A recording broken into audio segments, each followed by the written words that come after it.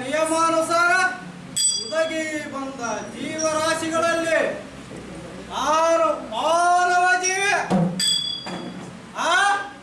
ಇಲ್ಲ ಅಂತೀರಿ ಅಲ್ವಾ ತಾಯಿ ನೀವು ನಿಮ್ದ ಸ್ಥಳ ಮನೆಯಲ್ಲಿ ಅಂತೀರ.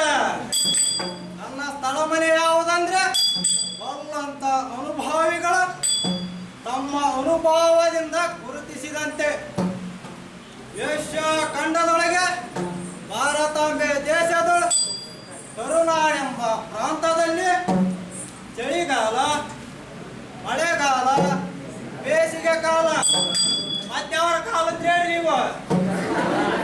ಮತ್ತೊಂದಿದೆ, ಅದು ಕೊಡು ಬೇಸಿಗೆ ಕಾಲ ಎಂದು ಎಲ್ಲರನ್ನು ನಗಿಸಿದ ಹಾಸ್ಯ ಚಕ್ರವರ್ತಿ ಬೀಜಿ ಹುಟ್ಟಿದ ಈ ಊರಲ್ಲಿ ವೀರ ಮದಕರಿ ನಾಯಕನನ್ನೇ ಸೋಲಿಸಿ ಹರಪನಹಳ್ಳಿಯ ಪಾಳ್ಯಗಾರರ ಸಾಮ್ರಾಜ್ಯದ ಅಡಿಲ ಮಣ್ಣಿನ ಮಗನಾಗಿ ಬದುಕಿಗಾಗಿ ಸಾಲ ಮಾಡಿ ಸೂಲದಲ್ಲಿ ಬದುಕುತ್ತಾ ಸುತ್ತಾಡುತ್ತಾ ಬಂದ ಸಾರಥಿ ಅಂತ ನನ್ನ ಹೆಸರ.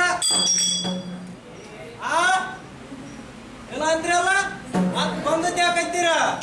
ನಮ್ಮೂರ ಕಲಾ ಕೃಷಿಕ ಶರಣರ, ದಾಸರ, ತತ್ವಪದಕಾರರ, ಸಾಧಕರ ತತ್ವ ದರ್ಶನಕ್ಕಾಗಿ ಇವತ್ತಿನ ಪೀಳಿಗೆಗೆ ಹಳೆಯದರ ಕೊಳೆಯನ್ನು ತೆಗೆದು ಹೊಸತನವನ್ನು ಕಟ್ಟಿಕೊಡುವ ಹಂಬಲದಲ್ಲಿ ಕಟ್ಟಿಕೊಟ್ಟ ಆಟದ ಸಾರಥಿಯಾಗಿ ಕುಣಿದು ಕುಣಿದು ಕುಣಿದು ಸಂಧಿಗಳನ್ನೆಲ್ಲ ಬೆವರಿಸಿಕೊಂಡು ಪರಶುರಾಮ್ ಸರ್ ಅವರು ಕಟ್ಟಿಕೊಟ್ಟ ಆಟದ ಸಾರಥಿಯ ಕಾರ್ಯವನ್ನು ವಿವರಿಸಿದ್ದೇನೆ. ಮುಂದಿನ ಆಟ ನಿಮ್ಮೆದುರು ಬಿಚ್ಚಿ ಬಿಚ್ಚಿ ಬಿಚ್ಚಿ ಬಿಚ್ಚಿ ಬಿಚ್ಚಿಕೊಳ್ಳುತ್ತಿದೆ.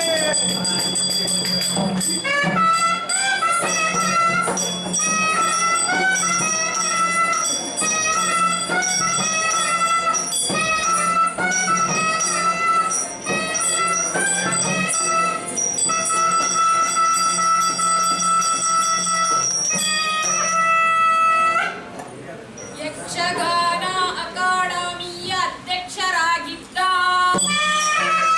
ದಿವಂಗತ ಶ್ರೀ ಪ್ರೊಫೆಸರ್ ಎಂ.ಎ. ಹೆಗ್ಗಡೆಯವರು ಹಚ್ಚಿದ ಕಿಚ್ಚಿನಿಂದ ಡಾಕ್ಟರ್ ರಾಜಪ್ಪ ದಳವಾಯಿ ವಿರಚಿತ ಹರಪನಹಳ್ಳಿ ಪರಶುರಾಮ ಅವರು ಕಟ್ಟಿಕೊಟ್ಟ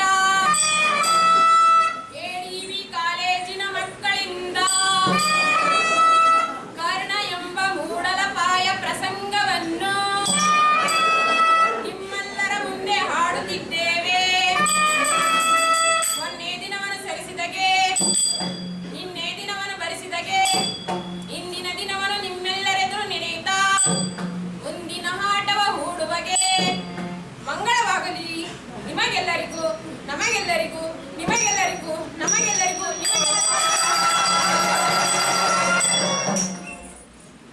ಈ ರೀತಿಯಾಗಿ ಸಭಾಸದರಲ್ಲಿ ಭಿನ್ನವಿಸಿಕೊಳ್ಳುತ್ತಿದ್ದೇನೆ. ಇಲ್ಲೇನೋ ಗದ್ದಲವಿದೆಯಲ್ಲ, ಏನಿದು? ಇರಲಿ ನೋಡೋಣ.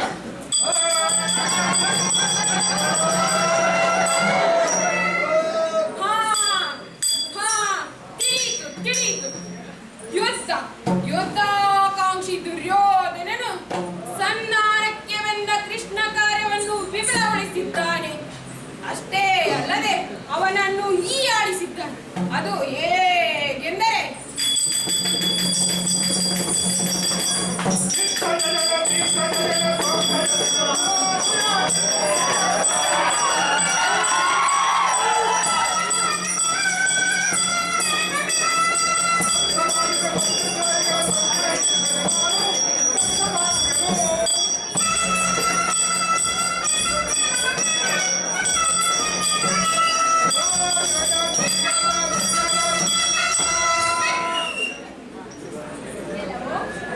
ಗುರು ಚಕ್ರವರ್ತಿ ದುರ್ಯೋಧನ, ನಿನಗೆ ಮತ್ತೊಂದನ್ನು ಕೋರಿಕೊಳ್ಳುವೆ. ಹೇ ಪಾಂಡವರ ಪಕ್ಷಪಾತಿ ಕೃಷ್ಣ, ನಿಮ್ಮ ತಿಳುವಳಿಕೆ ನಿಮಗೆ ದೊಡ್ಡದಿರಬಹುದು. ನಿಮ್ಮ ಮಾತನ್ನು ಆ ಪಾಂಡವರು ಕೇಳುತ್ತಿರಬಹುದು. ಶಾಲದಷ್ಟು ಮಲ್ಲನಾದ ನಾನು ಕೇಳುತ್ತೇನೆ. ನಾನು ಕುಂತಿ ಪುತ್ರನಾಗಿದ್ದರೆ ಕೇಳುತ್ತಿದ್ದೇನೆ. ಭಲೆ ಭಲೆ ಭಲೆ ಭಲೆ, ನಾನು ಗಾಂಧಾರಿಯ ಪುತ್ರ.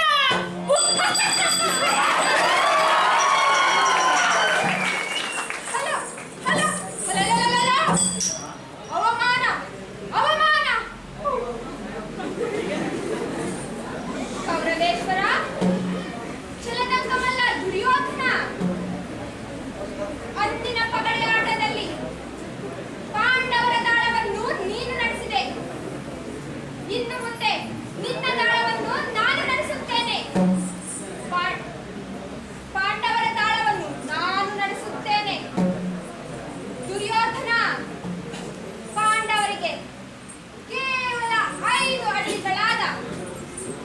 ಕಾಂಚಿ, ವಾರಣಾಸಿ, ಕಾಕಂದಿ, ಗುರುಸ್ಥಳ ಮತ್ತು ವೃಕ್ಷಸ್ಥಳವನ್ನು ಕೊಡು ಎಂದೆ. ಕೊಡುವುದಿಲ್ಲ.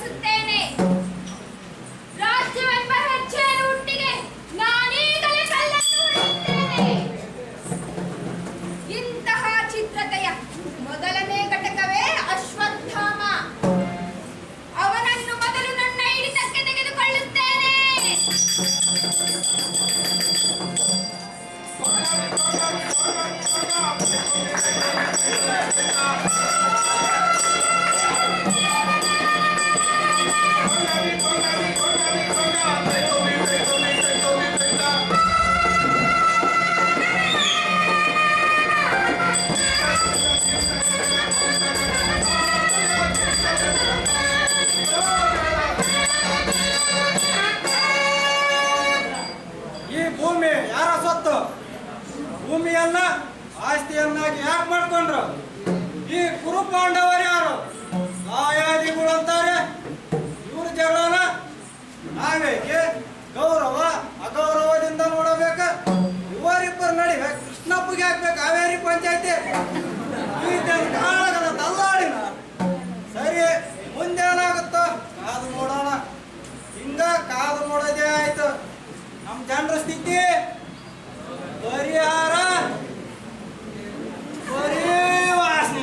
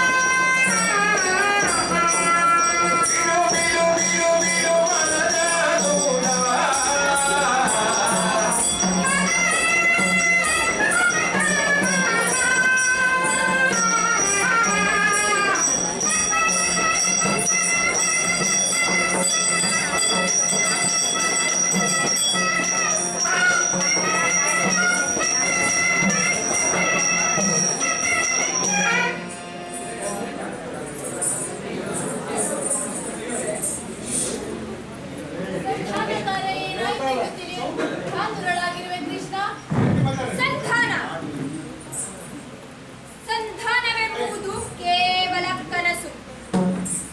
ತಾಕತ್ತಿದ್ದರೆ ಆ ಪಾಂಡು ಸಂತತಿ ನನ್ನೊಂದಿಗೆ ಯುದ್ಧ ಮಾಡಲಿ ಎಂಬ ರಣವೀಳ್ಯ ಆ ದುರ್ಯೋಧನನದು. ಅವನ ಆಸ್ಥಾನದಲ್ಲಿ ನನ್ನ ಬೇಳೆ ಬೇಯಲಿಲ್ಲ. ನನ್ನ ಮಕ್ಕಳಿಗೆ 5 ಹಳ್ಳಿಗಳು ಇಲ್ಲವಾದವೆ. ಹಾಗಾಗಬಾರದು ಕೃಷ್ಣ. ಯುದ್ಧ ಮನುಷ್ಯನಿಗೆ ಶಾಂತಿಯನ್ನು ತಂದಿಲ್ಲ, ಬದುಕಿಗೆ ಯಾವ ಪಾಠವನ್ನೂ ಕಲಿಸಿಲ್ಲ.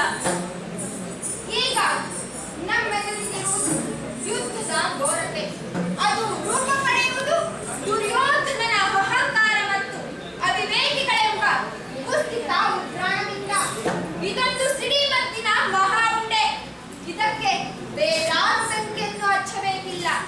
ಸ್ವತಃ ದುರ್ಯೋಧನನೇ ಕೈಯಲ್ಲಿ ಧ್ವನಿ ಹಂದಿ ಹಿಡಿದು ನಿಂತಿದ್ದಾನೆ. ಹೇಗಾದರೂ ಮಾಡಿ ಆ ದುರ್ಯೋಧನನ ಯುದ್ಧೋತ್ಸಾಹವನ್ನು ಚಿವುಟುವುದು ಕ್ಷೇಮವಲ್ಲವೇ ಕೃಷ್ಣ? ಚಿಗುರಾಗಿದ್ದರೆ ಚಿವುಟಬಹುದಾಗಿತ್ತು, ಆದರೆ ಅದು ಹೆಮ್ಮರವಾಗಿದೆ. ನಾನಿಲ್ಲಿಗೆ ಬಂದದ್ದು ಬಲಿಷ್ಠ ಕೇಂದ್ರಗಳನ್ನು ಘಟಕಗಳನ್ನಾಗಿ ಮಾಡುವ ತಾಂತ್ರಿಕತೆಯನ್ನು ಕುರಿತು ಚರ್ಚಿಸಲು. ಅಂದರೆ ನೀನು ಹೇಳುತ್ತಿರುವುದಾದರೂ ಏನೆಂದು ಕೃಷ್ಣ?